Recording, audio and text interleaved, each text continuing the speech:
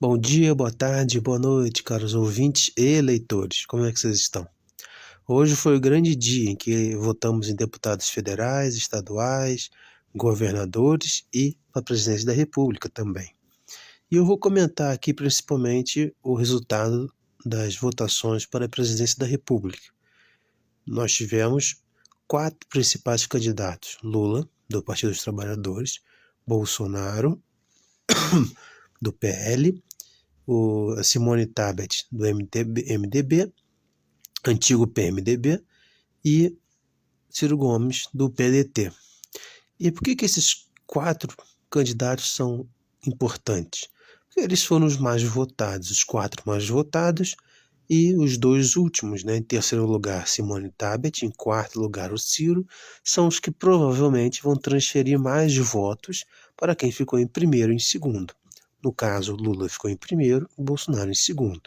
Então vai ter, no caso, segundo turno, porque o Lula ficou com 48% e o Bolsonaro fechou com 44,5%, 45%. Bom, o que nós podemos concluir desse primeiro resultado? Primeiro, o Lula, ele mostrou que ele estabilizou o resultado dele dentro da margem de erro do que as pesquisas estavam apresentando. As pesquisas apresentavam Lula com 48, 49, 50, algumas ali conseguiram 51. Então, você partindo do princípio que tem sempre 2 a 3% de margem de erro, ou seja, a pesquisa diz que o resultado vai ser 50, mas tem 2% de margem de erro, isso significa que o resultado real pode ser 51, 52 ou 49, 48. Então, 2 para cima ou 2 para baixo. E foi isso que aconteceu. Pelo menos no caso do Lula, ele ficou dentro da margem de erro. Então a pesquisa acertou com o Lula. Então ele ficou com 48. Então deu basicamente o que as pesquisas estavam apontando. Diferentes institutos deram um resultado muito próximo para o Lula.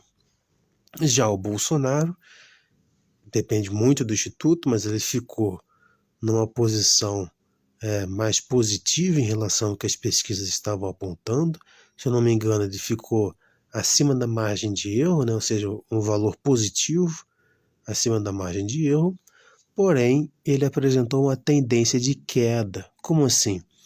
Significa que ele começou melhor no começo da apuração e à medida que a apuração foi indo para o final, ele começou a decair, ou seja, a intenção de voto, não, desculpa, os votos totais começaram a cair. E o Lula foi subindo, né? Ele estabiliza um tempão e depois continua subindo bem devagarinho. Já o Bolsonaro, ele fica colado no Lula, no começo ele passa o Lula, depois ele cola no Lula e dali ele só começa a perder voto. Isso é muito significativo, porque mostra que fecha esse primeiro turno com Lula tendo potencial para crescer e o Bolsonaro não. Então é isso que vai acontecer? Ninguém sabe, porque ninguém tem bola de cristal. Mas é o que dá para interpretar desse resultado. Então, nesse primeiro resultado, nós podemos interpretar que o Lula saiu bem, com a tendência de crescer e dentro da margem de erro das pesquisas, no caso, para baixo. O Bolsonaro, ele sai mal se comparado com o Lula, obviamente, né, porque ele ficou em segundo, e ele sai com uma tendência de decrescimento, ou seja, de perda de votos. Ele cresce, fica estagnado, depois cai. E, de acordo com as pesquisas, ele sai melhor do que as pesquisas apontavam. Então o resultado é basicamente esse. Mas quais são as consequências após esse resultado? Que é isso que nós vamos analisar no próximo podcast. Qual é o papel de Ciro e da Tebet e das próximas alianças e jogos políticos, né, que vão acontecer para poder ou Lula ou Bolsonaro ganharem no segundo turno.